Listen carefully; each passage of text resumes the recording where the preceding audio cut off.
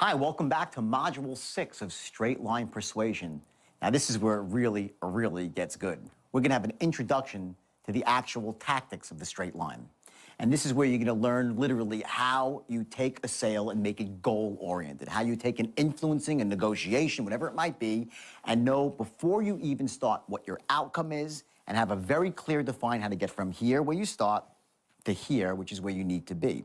You're going to learn a couple of very powerful things. You're going to learn, number one, how to take that ability now with tonality to gain rapport, how you actually use that rapport now to gather intelligence, how to ask very specific questions, starting with big picture questions, then slowly getting more specific to really identify what your prospect's core needs are. See, once you know someone's needs, then you can really develop a strategy to address those needs versus being the hard-charging, pit bull salesman that just, wants to close, without having the empathy for what the client really wants. So you're going to learn something called the 3-10s. Now, these are the three things that have to line up in a moment in time, not forever, in one moment of time, to get someone to buy. When you have the 3-10s in place, I'll tell you what they are right now. Number one, that they absolutely love your product. Number two, they absolutely trust and connect with you. Number three, that they trust and connect with your company. When those three elements line up in a single moment in time and you ask for the order, believe me, you will see magic happen. See, most of the time, what an influencer doesn't do is they leave one of those things out. And because of that, they keep banging their head against the wall, wondering why they're not getting the appropriate result or the preferred result, when actually they just simply left a very key element out of the equation. Now, sometimes you'll also find, you'll see this in the DVD, that you might have the 3-10s lined up, but there'll still be something holding the client back, the prospect back, from taking decisive action.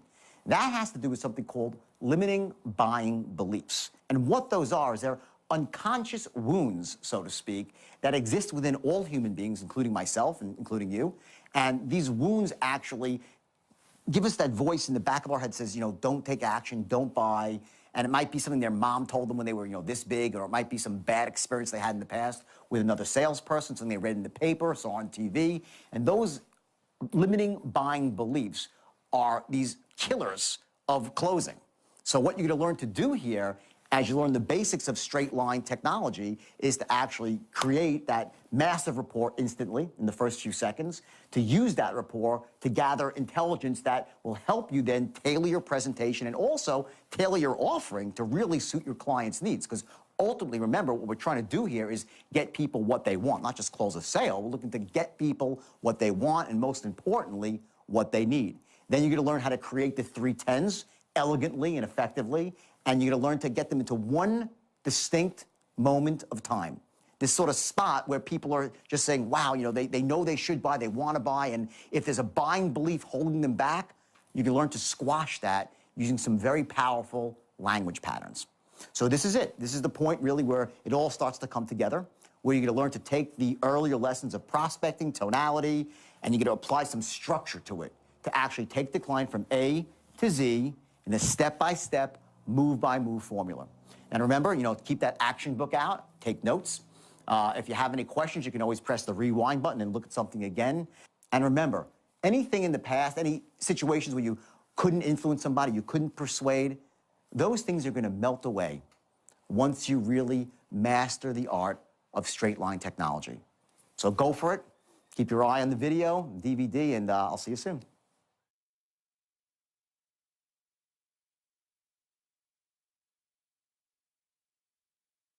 From this point forward, it's all tactics, okay, of how you actually move down the straight line and the language patterns and so forth and how you get to the close.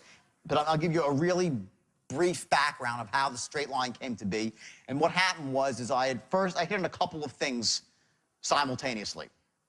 First was the actual straight line itself, which was the ability to take a sale and break it down to a very logical path along the straight line, okay? Just take this for what it's worth right now, okay? Just imagine a sale being a straight line. When you open up the sale, the second the word comes out of your mouth, you're here. This is your open, okay? And the close is right here, when you get the person's information. and they say they're buying. That's the close, okay? The shortest distance between any 2 points is what? A straight line, okay? This is your perfect positioning from start to finish. Now, we all know that in the real world, it doesn't go this way. So we have what we call boundaries, healthy boundaries that go off the straight line. And they're very powerful, they're helpful. You have a boundary above the line, and you have a boundary below the line.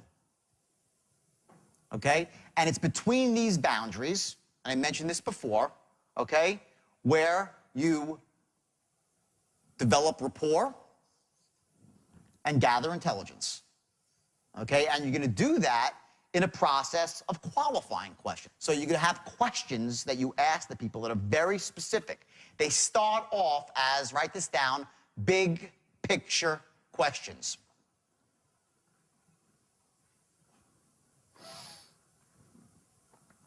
And then slowly you whittle down to specific questions. You're looking to gather massive amounts of intelligence from this person in a way that's not annoying, in a way that builds rapport, in a way that empowers them.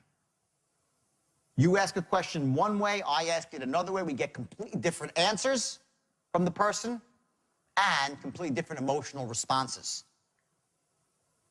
If I'm looking to qualify a person for money, let's say in the stock market, for instance, okay? And I want to say, how much you trading with right now? I could say to someone, how much you trading with right now? He'll say, none of your damn business. How much you trading with right now? Inspector General. How much you trading with right now, right? People don't want that. Say, how much you trading with right now? Just, by the way, out of curiosity, how much you trading with right now? Totally different response you will get by asking the questions in an offhanded manner. Totally different. Now, what I was talking to him before, I was mentioning about people send me, I get emails all the time, 2 or 3 a day, about people that are using the straight line. These are ex-Stratonites people that worked for me, and they got scripts, and they, somehow took part of the system, and they're using it. They're doing great. And they're always really nice, warm letters. It changed my life. I swear by the straight line. If you go to my Facebook wall, you see some of these funny postings that are out there about the straight line. They trade scripts around. You'll see portions of scripts on the wall, right? They're really funny, all right? Anyway, invariably, when I get someone that really wants to talk to me about the straight line, they'll start sending me more and more stuff. Can you help me? What do you think of this? And they'll send me a thing saying, after the first close, and the person doesn't buy, they'll ask a question, like saying, well, let me ask you a question. They'll say, money aside, does the idea make sense to you? Like, forget about, let's say we're talking about credit repair, right? Say, you're trying to sell someone on credit repair. You say, well, money aside, you ask them, let's say it's $900. I'm just making up a number. And they say, no, not really. So you say, well, money aside, does the idea of credit repair make sense to you? Do you like the idea? Good or bad? All wrong, okay? Money's not aside. There's money involved. When you say money aside and you go forward in the line, you're done.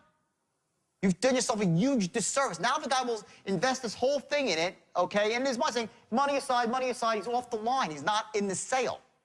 Now, you can say money aside without saying it. So I got this script the other day from some kid saying, and the first rebuttal was, money aside, does the idea make sense to you? Do you like the idea, right? Which could also be money aside, does the idea make sense to you? Do you like the idea? Same or different? What I just said, first and second. Same or different?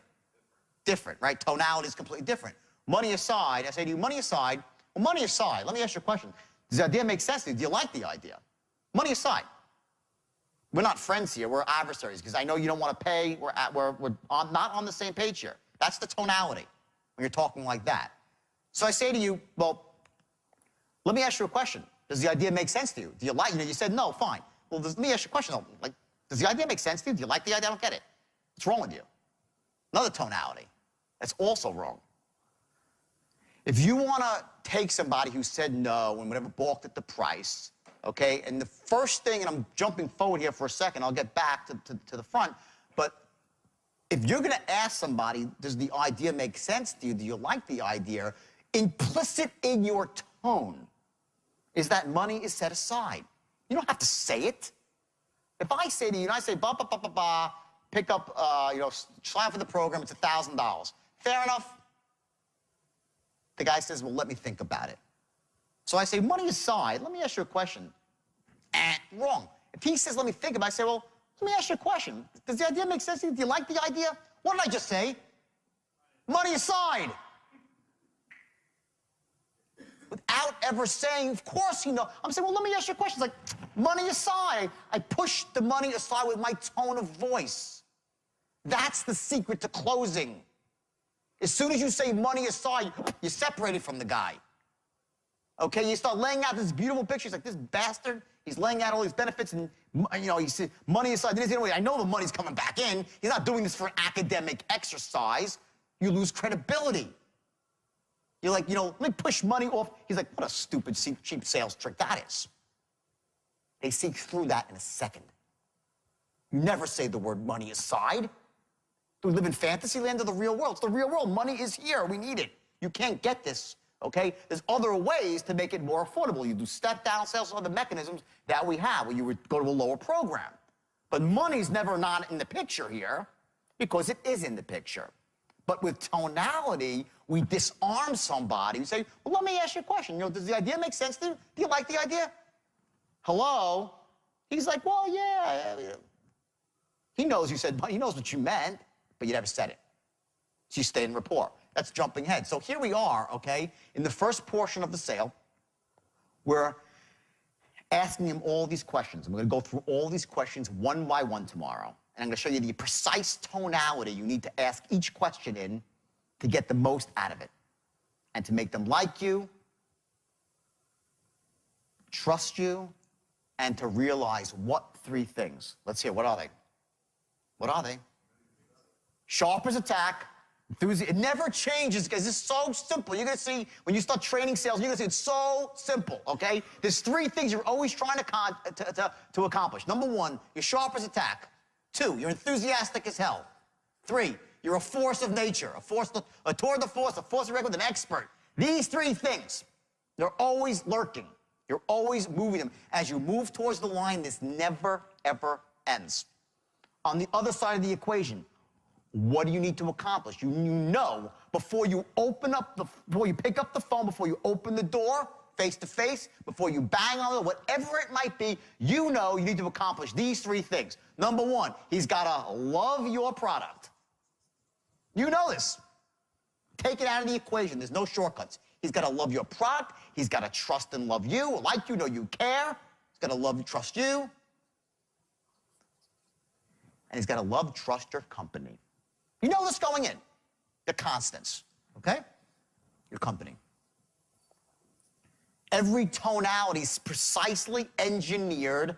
I don't mean that in a deceptive way. I'm talking in a way to empower people to get the maximum amount of intelligence when you ask him a question so he responds gracefully. I say to somebody, how much money do you have in the market? Well, that's pretty invasive. Feel, screw you. I'm not telling you how much I have in the market. You don't earn the right to ask me that question. Or say, how much money do you have in the market right now? Just a ballpark.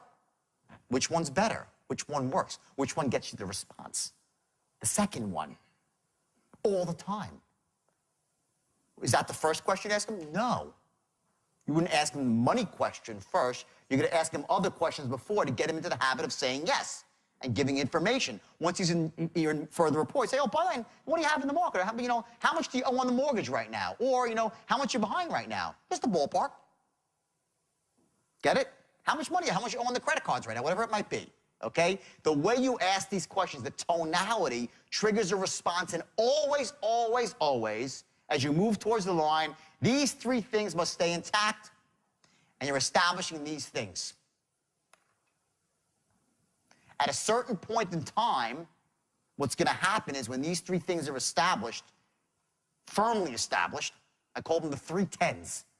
We're going to go through this in intimate detail. The 3 10s, which mean someone cannot be at a 6, 10 being he thinks it's the best thing since sliced bread, 1 he hates it, right? He's going to be a 10 for sliced bread, 10 for you, 10 for your company, and bam, then you got a shot to close. One of those is lower, you're not going to close. You get him to this spot by moving him down the line. And you're strengthening your case. You're strengthening your case. You're strengthening this case logically and emotionally. Not just emotionally. Wipe out that crap you might have ever read that people don't buy on logic. It is not true. You need to develop an airtight logical case of why your product is the best thing since sliced bread, why it fills his needs, why he should buy now, logically. Will he buy? No, not enough. They also need the emotional component. But without logic, you're not going anywhere fast. That being said, we pick up the phone, we start speaking to someone. Let's say, just assume for a second as I go through the concept, you're using all the right tonality. You're getting into instant rapport with somebody, and you're gathering intelligence. You're asking them questions. One of the classic mistakes that I always see happening at this point is someone will think that developing rapport is talking about the guy's life. That's not what developing rapport is about. So if you're on the phone, it was I think about 2 months ago, it was actually in England, when I was training this company in England, and I was listening in on someone's phone call, and they were qualifying to buy a trading system, a currency trading system. And he asked this guy, what kind of work you doing right now? Guy says, oh, I'm a carpenter or whatever. And guy was living in the northern England somewhere, right? Great. And he goes, how much time do you want to spend trading? You want to be a, and trust me, he didn't sound this good. He sounded awful. His tonality was bad. How much you want to, time you want to spend trading? He goes, well, the guy says, I just want to trade part-time because my son's in the military and he's stationed up there in northern Britain, and he's flying fighter planes right now. And the salesman goes, really? I love flying fighter planes. It's so cool. I listened for 15 minutes as they talked about freaking fighter planes in northern England. And that somehow turned into deer hunting in northern England. And they were talking about everything but the sale. The salesman thought he was getting rapport with this person. Untrue. Okay? Let me ask you logically, would an expert spend his time with a stranger talking about fighter planes in England on a phone call? Only a desperate salesman, desperate for a commission, and desperate to talk to anybody who will talk to him will go on that train of thought. That's not how you get respect from somebody. Okay? What happens is this: as you ask your qualifying questions, you're moving down the line, and you're moving down the line, and you're moving down the line. Forget how far I'm moving right now. Okay? I'm going to move far because I want to show you a visual. You're moving down the line. You're asking questions. You're looking for information to find out if he's qualified, meaning if he can afford your product and he should buy your product. It's in his best interest. If he shouldn't buy, what will you do? Either A, direct him to a place where he can get what he wants. If you can't do that, you just hang up the call very nicely, have a nice day. You're not going to pressure this person into buying if he shouldn't buy or can't afford to buy. Especially if you can't afford to buy, because you're wasting your time, because you're going to bang in your head saying, why isn't he buying? He can't afford it. Okay? As you're moving down the line, if the person's not giving you the intelligence that you need, and he tries to go off the line far, far, far, okay, you get to here. This is as far as you will let the sale go off the line. You're going to stop him, and you're going to redirect him back to the line and get him back into the sale. You're not going to go off into Pluto. You're going to control the sale. Now, you cannot interrupt somebody while they're talking. That's bad. So how do you stop someone? It's very simple. You wait until they're done with their little speech they give you, and you very quickly say, oh, my God, that's so great. And by the way, boom, how much money you have in the market right now? It's really simple. But here's the trick. It's tonality that carries the day. He starts rambling, like, I don't care about that shit in the countryside. How much you have in the market? He'll say, what an asshole. The salesman doesn't like me, care about my needs. But if someone said to me, talking about the stuff in the countryside, I'd say, oh, wow, it's really great. No, I know, I love the countryside. By the way, so you're looking 3 hours a day, right? He'd say, yeah, and he's back on the line. It's that simple. This is not complicated. Let me tell you something. I believe simple is good. Complicating is interesting. Doesn't work. Simple works.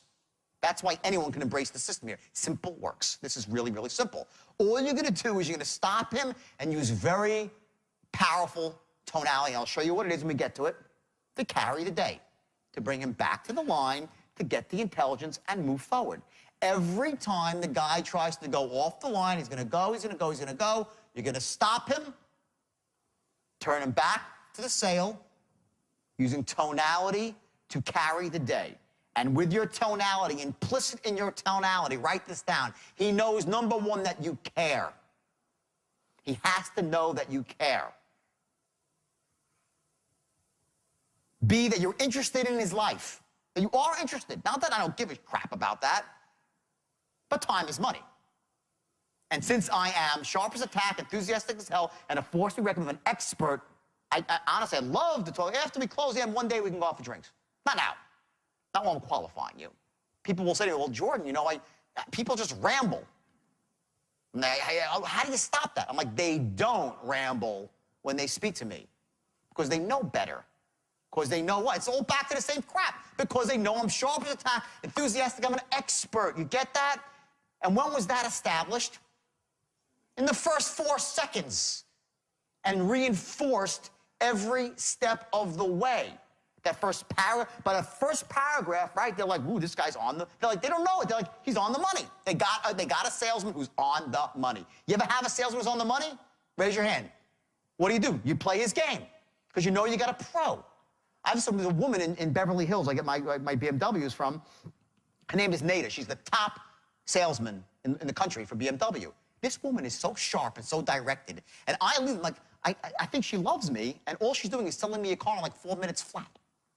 Yet somehow in 4 minutes flat, she's like loving me, liking me, filling my needs, is great, how's the family, blah, blah, blah, blah. Sign on the dot, I got myself a car. You don't need to ramble. You don't need to be this person that like has to ramble with someone to be an effective salesperson. I knew that Nita was an authority figure, the top person, sharp as a tack, her time is valuable. I respect that. Not just because I'm a salesperson, I respect that any human being will respect that if you command that respect. And it comes through in what? Your say it, tonality. Okay, it comes back to that and in person with your body language and how you carry yourself. Okay, so that's the bottom line. So here we are, we're moving down the line. Now, okay, we go through this whole thing, we qualify the person, we gather all the intelligence that we need, we have a massive rapport with this person, they like us, maybe there's a laugh or two, they know we care, they don't know why, it's all mostly unconscious, they're happy to be on the call, you brighten their otherwise uncheery day, right? You enter most people's world. Remember, most people at any given moment are in a disempowered state. Most people live in disempowered states. When you come in with a positive state, you brighten their day. If you come in a disempowered state, who needs this guy? I got enough misery in my life without this salesperson. When someone comes in, boom, cheerful, upbeat, how you doing? They're like, okay, they're up a little bit. Just that much is all you need to get in the door to prove that you're those 3 things. I'll tell you a story. I was getting health insurance, life insurance. This is a great story. Before I left for Australia, the last time I was going, it's like 7, 8 months ago. And I made the fatal mistake of trying to get it over the internet. And I filled out this whole application, which generated a phone call from some woman who was the driest human being on the planet. She was 20, 21 years old by the sound of her, and she started asking me qualifying questions for life insurance, right? So she starts off, your name, your social security number, what day you were born, and blah, blah, blah, blah, blah, right? Now starts the real question. She's like, you know, what do you do for a living? I said, well, I'm an author and a public speaker. Okay, check that. She goes, have you ever flown any planes before, aircraft? I'm like, yeah, actually, I'm helicopters. Haven't flown in 10 years, though. Just helicopters, 10 years, haven't flown. She goes, so that's a yes? I said, yeah. Now, remember, it's the driest tone in the world. Just, is that a yes? I'm like, yes. She goes, okay, have you ever flown any fixed-wing aircraft?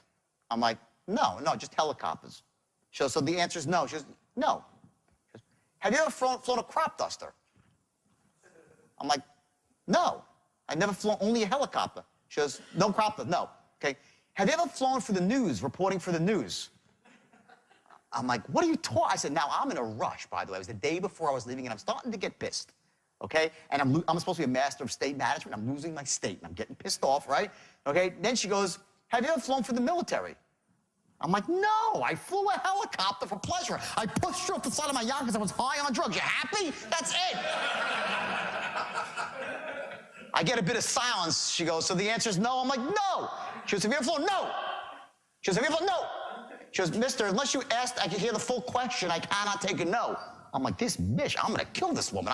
I'm like, start pacing around and I'm really pissed and I start getting into a really pissed off state. And she goes on and on, asking for spy planes, military planes, agriculture. I never knew there was so many planes. I can't think of them today. It was 50 types of planes. And finally, I'm like, listen, lady, and I start cursing, I'm in a fucking rush. I am pissed off, this is bullshit. I gotta go somewhere. She's like, hold on for a second. I'm like, and she puts me on hold. I'm like, oh my God, she's gonna hang up on me now. I'm gonna have to start this crap again. All right, now I'm fuming, I'm so pissed, okay? She comes back, she goes, okay, I'm done with those questions. She goes, next question. Have you ever used drugs? I'm like, oh my God. I'm like, drugs, mountains of them, cocaine, Quaaludes, massive quantities, heroin, Xanax, Klonopin, you name it. I'm like, dead silence. I can hear the fear coming through the other edge of the phone, right? So now she's like, okay, let me just take these one at a time, right? She goes, have you ever snorted coke? Yes! 5 pounds of it. You happy?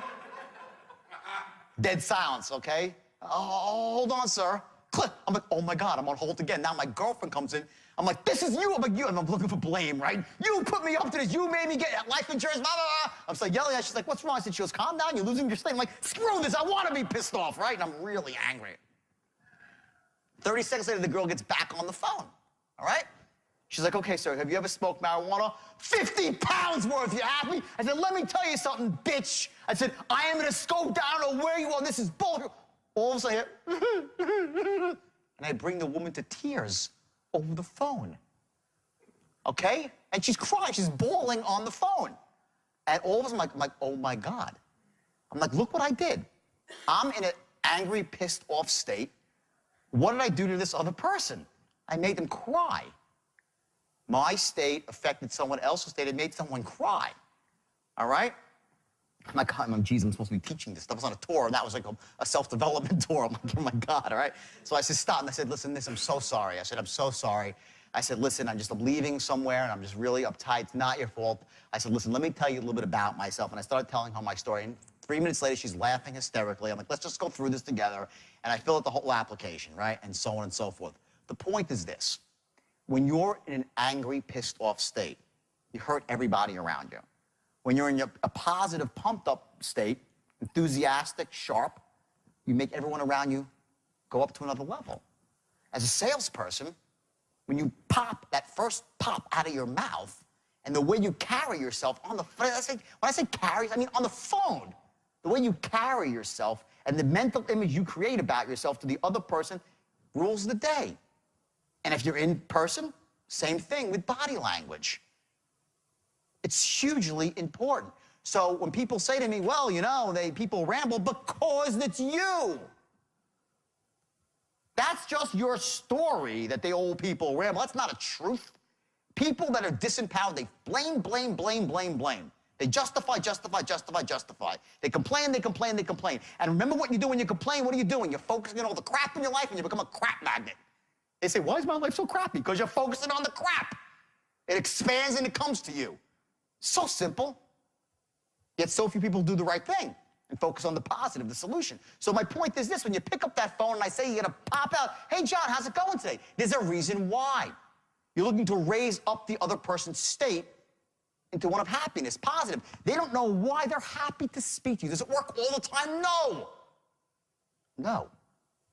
But we live in a game of percentages, right? Closing X percent. Each little notch you make that raises you up, it starts to build and build and build. Before you know it, it's a snowball effect. Plus, you feel a lot better about yourself every moment of the day. If you're going out there raising people's states versus trying to knock them down and rip their eyeballs out, there's a different way you live and look to yourself, okay? So you go through all these questions, and you ask them like 10, sometimes 15 questions. It's fine. The more intelligence, the better. You're gathering, identifying needs, like that old, like the new sales model that says it's all about identity. Yes, you're doing all that, but you're setting, it's closing. all done to move towards the close. So after you're done with that, then you give the presentation. You give your first presentation, okay? There's a transition, okay? And here is your transition. And it's, again, really, really simple, because this is all really, really simple. The transition is after you've asked your last qualifying question, you're going to say this no matter what, unless it's not true. But if they fall into the category where they should be buying your product, you're going to say, well, let me say this. Based on everything that you just told me, this is a perfect fit for you. Boom, and you're into your presentation. That's it. That's the language pattern. It's so simple. Don't change it. It works. Works all the time. Not 99% of the time. If people say no, they were never interested, it works. That's your transition to the main body of the script. Well, let me say this. Based on everything you've just told me, this seems like a perfect fit for you. And what you're doing is you're giving your presentation, moving him down the line, right? You've asked him questions, right? You've gone off the line a bit. You've gone up, you've gone down, but the whole way you've moved forward on the line, right? And you get to the point and you say, okay, let me tell you how easy it is to get started. It's a question of your name, some basic information, credit card number, the product arrives in 3 days, and believe me, you won't be sorry. Sound fair enough? Obviously, you wouldn't say it like that, but that's where you are in the sale. Where are you on the line? Anyone want to raise it? Anyone take a guess? Where are you on the line? Who thinks I'm here? Raise your hand. Anybody? Who thinks I'm here? Okay, here, okay, good. Who thinks I'm here? Okay. Who thinks I'm here? Okay. Who thinks I'm here? Okay. They're right. All this, believe it or not, and the reason I move forward is just to show you a visual. That's why I said it's not really that. All of that first no, let the games begin. That's when the sale starts. When they say no. You must reframe it as a salesperson. The sale doesn't begin until they say no the first time. Any monkey can read off a script to someone who's in that ultra-high 20% of buyers that's just so committed to buy, they're going to buy instantly. Well, you know, what do you pay a salesman like that? Minimum wage, it's called. They stand at the checkout line at 7-Eleven, and they're salespeople too. I'll sell you a donut. Here, 35 cents. Here you go. Thank you. No pressure. You want to sell like that, transactional selling, then do that. $7 an hour, maybe even less in this city.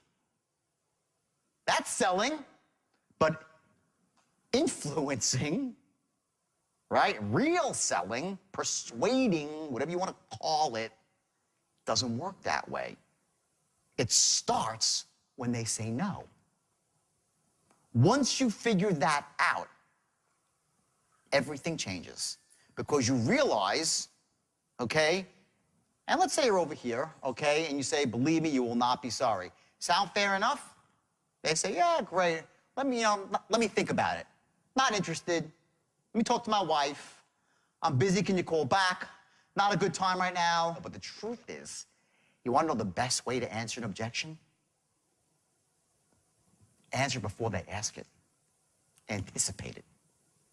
I'm going to show you how to do that. The straight line, you'll be anticipating all objections and looping and knocking out their objections before they even bring them up. Secondly, you're going to be knocking out their buying beliefs that limit them before they bring them up. He's never going to tell you, I'm not buying because my mommy told me not to buy from strangers. But that's what holds most people back, in truth, not to trust salespeople, not to do business with those people that we don't know, all that stuff. You're going to knock all that stuff out. He's not going to tell you, well, I'm running a mental calculation right now, and I sense that if I make this decision, there's a good chance I might feel more pain in the future than pleasure. He's not going to say that, but you know that's the truth. You know it's the truth. Knowing that empowers you. So as you move down the line, you're going to knock that out with a language pattern that addresses that very thing. Ultimately, it gets to the point where you're going on and on down the line, and what's happening is very simple. Like I said before, he's got the positives here, he's got the negatives here. And you chip away as you move down the line, you're pouring on positives, right? You're pouring on positives, okay? Pouring on positives. Sometimes it's knocking out negatives, gets lighter, right? Knocking out negatives, okay? And then all of a sudden you crack a belief, okay? And the scale drops. The scale doesn't drop like this. It's not like this, yeah, okay, I'll buy. It's like, no, no, no, all right, boom. When someone hits the action threshold, they buy like that. Who knows that as a salesperson? People say no, no, no, no, and all of a sudden you'll say one thing, all right, do it. That's how it works in sales. They're running a calculation. Positives, negatives. And there's this belief that acts as sort of this ultimate gravity force, right? The gravity is based on the beliefs, right? You keep adding on the positives, the benefits, logical benefits, emotional benefits. Scale gets heavier, heavier. Not moving yet, right? You start knocking away, okay, things that are holding them back, objections. Still not moving. All of a sudden, that one thing, it's either logic or emotion, it could be anything. The scale drops and they buy. What is it? Is it logic? Is it emotion? Is it a belief? Guess what? Who cares? Using the straight line, I will simply loop and loop and loop and loop around the line until I hit it, by accident if I have to. You're going to go after all of them. You never know.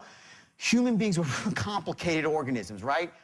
Getting someone to buy that doesn't want to buy, to influence someone that doesn't want to be influenced, to persuade someone that doesn't want to be persuaded, right? Imagine their mind as like a very high-tech combination lock. 3 turns to the left to 32, 4 turns to the right at 16. I think I got it backwards, but it doesn't really matter, okay? Click, one thing opens. Click, click, and you can't, all of a sudden, well, then click, and the safe opens and they buy. What you're doing as you go down the straight line is you're picking the lock for what their buying strategy is. Everybody has a buying strategy, and it's different. What makes me buy something is different than you. It's just different. We're similar creatures, but we have our unique elements to us based on our beliefs that have formed since we're this big. From the times our mommy, you know, spoon-fed us apples, my mommy told me that the only noble way to wealth was to become a doctor. Guess what? I almost went to med school. I actually went to dental school. I went to dental school not because I wanted to be a dentist, because my mom inserted a belief, righteously, meaning to help me, that the only noble way to wealth is to be a physician. I was like, well, screw that. I'm not going to 13 years of medical school. That's crazy, between residency and specialty, right? I said, well, if I'm a dentist, I'll still be Dr. Belfort. She'll be happy, I'll be happy, and dentists get rich. That's how my mind worked. I rationalized the whole thing out, not verbally, but I really did. When I look back at it, that's what happened. So I go to dental school, and I walk in, there's 105 dental students on the first day of orientation, and they're all sitting there looking all chipper and everything in an auditorium. And the dean is standing up on a stage like this. He's got gray hair. He looks very dental, the guy, you know, white jacket. He's like a dentist, you know, very official. And he starts talking, you know, to welcome you all to the Baltimore College of Dental Surgery. You should be very happy. It's a great career you've chosen. You've worked hard to get here. You're going to be a pillar of the community and blah, blah, blah. I'm like, oh, okay, great. And I'm looking around. Everyone's like nodding expectantly. And then he goes, let me say this. The golden age of dentistry is over. If you're here to make a lot of money, you're probably in the wrong place. I'm like, what the fuck? I'm in the wrong place. I'm like, oh, my God. And I got up on the first day, and I walked out. Never came back to dental school. I dropped the first day dental school dropout, okay? Now, of course, I couldn't bear to tell my mother that, so I hid down in Maryland for like 4 months. She called me, how's school? Oh, it's really good. I'm doing great. I was working out all day, running, jogging, going out at night. And then the money ran out because I made a lot of money as a kid selling ices on the beach. I always had a lot of money. Hustling, selling ices, blanket to blanket to blanket, Chipwiches, Fudgicles, Italian ices. Made a lot of money and sustained myself through the year. When the money ran out, I came back up north to my house, and I sat down with my parents and said, I want to be a salesman. They're like, what? It was like the slimiest thing on earth. That's what my parents were. I love them to death, and they're really wealthy now, thanks, because when I made money, my dad worked for me, and I made him very wealthy. They live a very nice life, still in the same 2-bedroom apartment I grew up with. It's like the Wonder Years, my house. I go back to the furniture's the same in 1960. It's unbelievable, my parents. Salt of the earth people. You know, they live very not frugally, but very, modestly. And they're great and they're healthy, they're great people. When I sat down, I go, like a salesman. I'm like a meat salesman. My mother's like, oh my God, call the police, meat salesman. Oh my God, my son, what happened, right? Okay, anyway, the point I'm trying to make is that the beliefs that we hold drive us to the ends of the earth to be consistent with who we think we are, our identity. Our identity. It's the highest level of consciousness. We have our beliefs and our identity. Our identity is based on the beliefs of who we think we are, who we are. How we go about the world, move through the world, is based on the beliefs of what we think we can accomplish. We won't try things we don't think we'll succeed at. So if I want to get someone to succeed, I got to knock out a belief. You get that? So you're just trying to sell someone, you better be really aware of what their beliefs are about buying. Where do they fit in? Rest assured this, 90% of the people that you go to try to sell have been told at one point or another not to trust a salesman, or have been burnt by a salesman by getting bad service, by being overcharged, and thought themselves a fool, or called a fool, correctly so, by someone that they knew and loved, and they felt crappy about it. And there's a wound there. In order for you to close, you have to overcome that wound. How do you overcome that wound? Very simple. You create the following things. Number one, an airtight, logical case. Number one, you create an airtight, logical case of why it makes sense to buy when? Now. An airtight, logical case, which means the product must be perceived as the best thing since sliced bread. Number one, you must get them to this point. If you get them to this point, you've gone far. It's not always easy, especially when you're front-loading your scripts. If you go out and have a script, a sales script, and it's all about the great stuff in the first couple of minutes of the script, you have a problem. Because what happens is that you've shot your best load out there, the cannon, boom, right? You shot your cannon off with your best stuff, and they say no, having nothing to do with your product at all. There's other reasons why they're saying no, but you got no powder left. Your best powder is not there. Here's the goal. Write this down. Leave your powder dry. Do not give them all the great stuff about your product all up front. Because once they say no based on that, they have to remain consistent with the no. Better, you should leave some stuff out, the really great stuff, so when they say no, you're like, oh, you said no, but now let me tell you something else, and we'll switch that. You get it? You can't say all this to them, but they know it. People are smart. We're logical creatures and we're emotional creatures. Both must be in place. So you must create an airtight logical case. Secondly, you must create an airtight emotional case.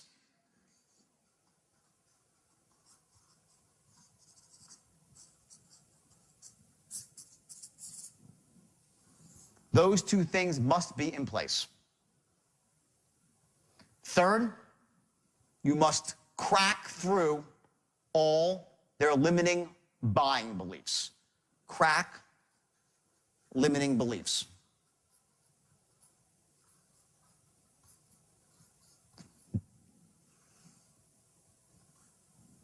These three things will occur as you move down the straight line with specific language patterns and scripts. Scripts, and they're all going to be ethical and honest. Do not lie in your scripts. Do not exaggerate in your scripts. You don't have to. You just don't have to. If you're selling a crappy product, you should quit the company you're working for and find a better place to sell. If your product's not the best, go find someplace else where it is the best. As a salesperson, as a great salesperson, you deserve to be selling the best product, the best of breed. Now, I know most of you are in that position, and that's great. But if one of you is not, you just need to seriously rethink your career if you're selling garbage and crap. Because the straight line will work great for that stuff. Oh, it works really, really great. And you'll lose your soul. And you might end up in jail for ripping people off when all the complaints come in because everyone that shouldn't have bought. And your company goes out of business and you're embarrassed. It's terrible. But if you have a great product and you have an ethical script, and the script, I'm saying the script is crucial. The script is crucial because the script, the right set of scripts will allow you to pick the lock for any person's buying strategy. That's all you're doing. As you're running down the line, you're going to be picking the lock on their buying strategy. And here's the beauty. There must be like how many different buying strategies? I don't really know. I never thought about it, but I bet there's a lot. So what are we going to do? We're going to try to identify what their buying strategies and figure it out and take a whirl? I want to tell you, if you're training salesmen and you're a salesperson, you want to be effective, what would you rather have? Would you rather pick up the phone and know that every single sale is going to be the same? Every time. It's going to be the same way every time. Would you like that, or would you like to try to freeform it every single time and make it different? Which is better? The first, raise your hand if you want to do it the same every time. Raise your hand. That's the way. Who wants to freeform, try to figure this crap out? That is a disaster. A great salesperson, the best person, can freeform it. They can. They can go freeform, and they just know it's a talent they have to control the sale, to break through buying beliefs. They know how to do it. They're doing it unconsciously. They're running an unconscious strategy. They're running a straight line without knowing it. That's all the straight line is. It's how you sell. It's how you sell. It's no magic to it. Great salesmen will do it automatically. Poor salesmen just don't know. No one showed them. No one said, listen, here's what you got to do. They've read all the books and all this sort of stuff, but no one showed them a strategy that makes it the same every single time. So no matter what their combination is, you're going to run the same patterns in the same order, and eventually you're going to hit on it. Now, when do you hit on it? Watch. It's so elegant. It's great. It makes me like I'm so proud of it. I love it. You can tell I get excited, right? It's so elegant because here's what happens. If this is the open and this is the close, okay? Some people, you're going to hit their combination earlier and they'll close here. Other people, you're going to hit it later with another language pattern and they'll close here. But either way, you're always moving down the line. If you move all the way down the line, either two things, either they buy or they don't buy, right? But what happens is this. You've ran every possible combination to pick the lock. You close everyone who's closable. And why didn't they buy? Remember what I said in the beginning? No matter how good you are, not everybody's a buyer. That's it. It's as simple as that. But by using the straight line, you're going to know every time you pick up the phone, I got it. Either he buys from me or he would never buy from anybody. That's a good place to be in when you pick up the phone. Not like, I hope I can figure out what to say with this guy. Well, hope he doesn't give me that one objection I hate about his mother. Hope he doesn't bring up his wife. Ooh, the wife. I hate the wife objection. That's the worst one. Oh, let me think about it. It's just around the corner. Okay? Here's what I say, okay? Tell me that you don't like my product, and I'll argue with you to the death about it. I'll argue, logically, I'll argue with you to the death about my products. I know I'm right. Right? Tell me you don't like me, and I'll try to convince you to like me and say, what did I do wrong? I'll figure it out. We'll have a talk about that. Tell me you don't like my company, I'll defend my company and resell you on my company, try to make you see the way. Tell me all those stuff and I will respect you. Just don't tell me you want to think about it, because that's crap. That's the one that's crap. Don't just tell me, I don't know, let me think about it. That's what I don't respect. Now, people say it all the time, yeah, great. You can say, I don't respect you. How dare you? No, you don't say that. What I'm saying is that at the end of the day, if someone just says to you, listen, I don't like your product, I respect the fact that you didn't buy. I get it. I respect that. I can respect that. Okay? Or, listen, honestly, you're not my cup of tea. Whatever it is, fine, I learned from my mistakes, right? But if they just say, I don't know, let me think, well, that doesn't say anything. What it means, okay, is very simply this. You have not, A, made an airtight logical case to buy now. You have not made an emotional case to buy now. It's either one of those two, or you have not cracked through a belief about buying. That's what it is. And what's happening is very simple. Visually, the scales, if they're saying, let me think about it, what does it mean? The negatives are heavier than the positives. They've played the movie out. They sense that if they take action right now, there will be more pain than pleasure, so they don't buy. It's as simple as that. You move someone down the line, and you're knocking off negatives. And as you do, the scale gets lighter. You're adding on positives. And all of a sudden, you crack a belief, and the gravity changes, and whoop, and it's over. And the scale pops up. So don't tell me, like, I just want, what's holding you back? Tell me, honestly, I'll respect it. Just don't tell me I gotta, And by the way, some people have to speak to their wife. Some people do. Some people do, but most don't. When someone tells you they want to speak to their wife or their husband, what they're saying is, I'm not 100% sure this is right, and I don't want to be thought a fool.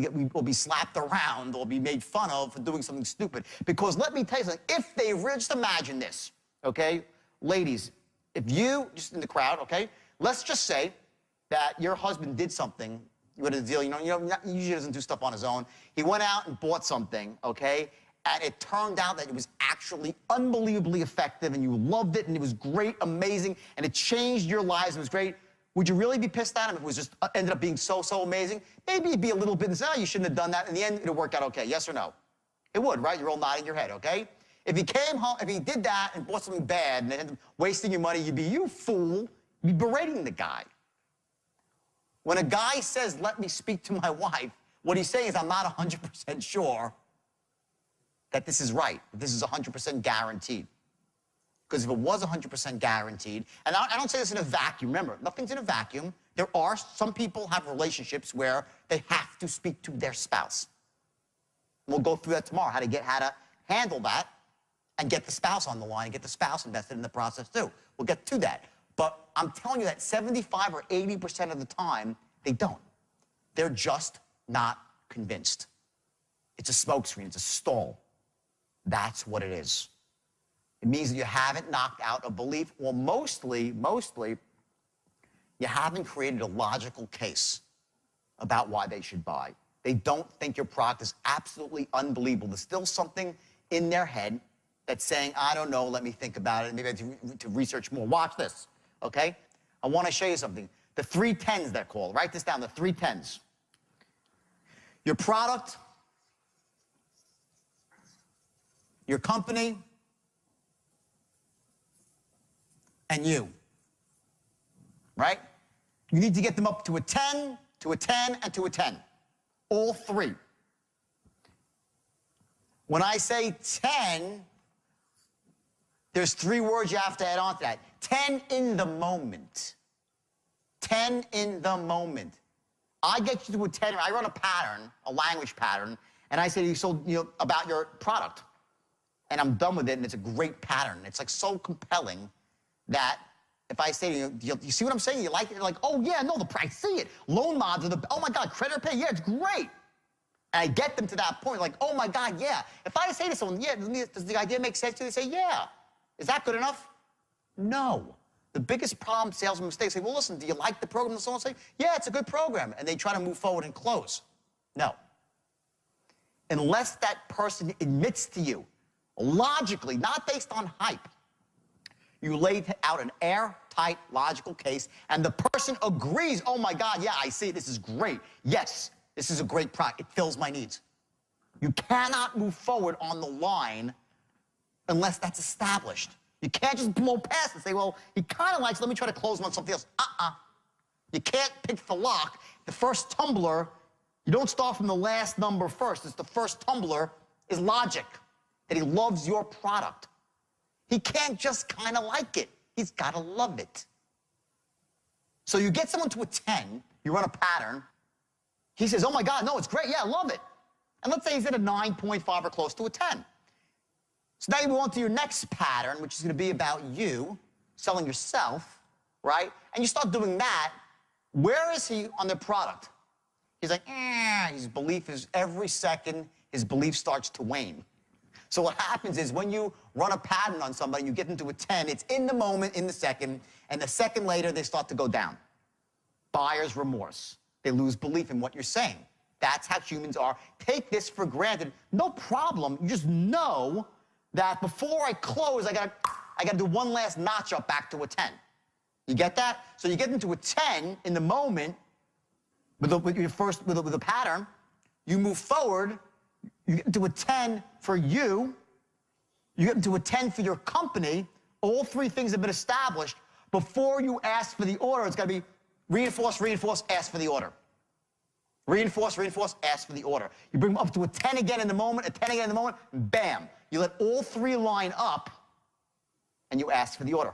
Calmly, not like ask for the order, it's ask for the order. Calmly and elegantly, with compassion and a tone that says that you care. That's a pattern, a closing pattern. Now, usually they don't close in the first pattern, but what's happening is a box is forming. It's a logic box and an emotion box. And what happens is they start saying, well, wow, too bad. I really wish I wasn't told when I was 5 that not to buy from Salesforce. I'd love to buy from this one. He's sharp as a tack, enthusiastic. He seems so honest. He's trustworthy. Wow, what a great product he has. Too bad I can't buy. I don't want to be thought of as being fool. That's a belief holding. Now, he's not saying that, but trust me, it's happening at a deep unconscious level, or else he'd be buying. Think about it. Why, if someone says they love your product, they love and trust you, they love and trust your company, and they're still not buying it, why?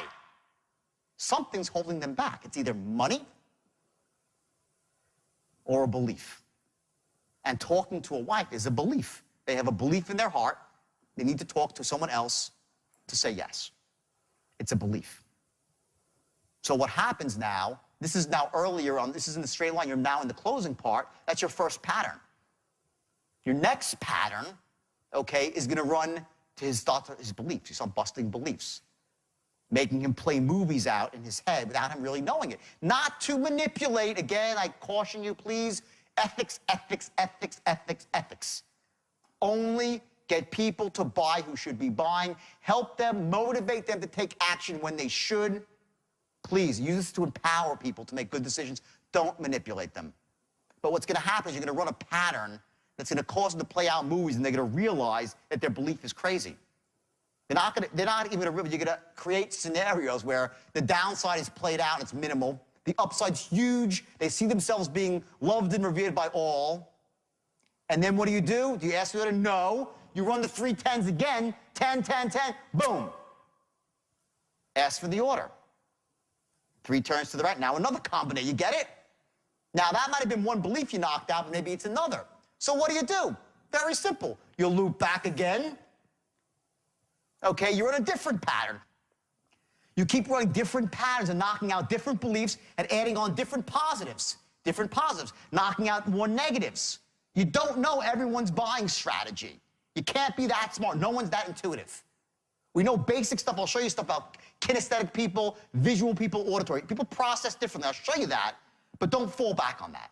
You just to know it can cut your time a bit when you get good and elegant with this thing. But for right now, just say, I can't figure out what's going on in this guy's mind exactly. I just know I'm going to hit everything logically and close the guy. Now, when you're in this latter portions of the line, what are you focusing on? Guess what? It's based on the intelligence that you gathered here. All of a sudden, all those questions that you asked him in the perfect tonality, which made him know that you like him, that you care about him, that you're honest and ethical, all that stuff now is in your arsenal, and you start running patterns specifically geared to his strengths that you know he loves about your product, what he's looking to accomplish, and any weaknesses that might have been uncovered from that strategy, and you get from the intelligence gathering. You just start knocking that stuff very specifically. You start broad and get specific. Broad and get specific. As you go down the line, you're razor honed into this guy. You're in rapport. You have all the intelligence you know to close, and you're hitting out his negatives in a laser-guided fashion in the last portion of sale. And this way, either they're going to buy or they're not. But what you're going to know is that you closed everybody who was closable. with this strategy. Everyone who's closable will close. Just don't close the ones that shouldn't buy. This strategy, this system, it literally will change the way you go about closing people, will empower you to become a huge producer, whatever you sell, anything. I've used this, I've trained all sorts of companies to sell. It could be for sales that occur over 3 months. They require $1 million deals, investment banking deals that go on, big deals. Okay, all this sort of stuff, all is the straight line. It's the same thing. Use this technology in an honest, ethical way, and you will soar. You will fly, you will flourish, because you have the keys. Who you are, who your company is, and what your product does. And they're all great for the person. And you know what their beliefs are, and you're gonna knock them out. So I want you to remember that the straight line technique is a game of percentages. You're gonna close everybody who's closable, but that doesn't mean you're gonna close everybody. What you have here, though, is a snowball effect, that as you start to master these techniques one by one, they will slowly come together. And when I say slowly, I don't mean over years. I'm talking about weeks. That's it, a month on the outside. But they'll come together, and you will see a dramatic improvement in your ability to close, to persuade, to really make your visions known to, another human being. And remember this here, one of the most important things with the straight line technique is that you have to get to the point of being unconsciously confident. Now, there's also a good enough factor, which means even if you're not unconsciously confident, you'll still get results. But it's the difference between, getting to a 10 out of 10 with the straight line, where you literally can close everyone who's closable, versus being a 5 or a 6 out of 10, where you'll see a 30 or 40% increase in your sales and your ability to persuade. But that sort of real power, it comes at the very top of the game. To get there, the action steps are as follows. Number 1, I want you to practice visualization. I want you to actually see yourself in the future using the straight line. I want you to see yourself closing sales. It's called future pacing, as I said. And future pacing means you're actually going to run this movie out, and you're going to see the benefits. You're going to see yourself in a disassociated state, meaning you'll see yourself in the picture, and then you'll associate into the picture, and you allow the wonderful feelings to literally wash over you, to enjoy in the fruits of your labor of mastering the straight line and seeing just how powerful it is in the future and enjoying the fruits of that. So again, visualize. I want you to do it every day, in the morning once, 10 minutes, at nighttime, 10 minutes, and you get the 15, that's pretty good too. But at least give yourself 10 minutes and allow yourself the pleasure of seeing you in the picture, using the straight line, and having amazing results with it, which is exactly what you're gonna have.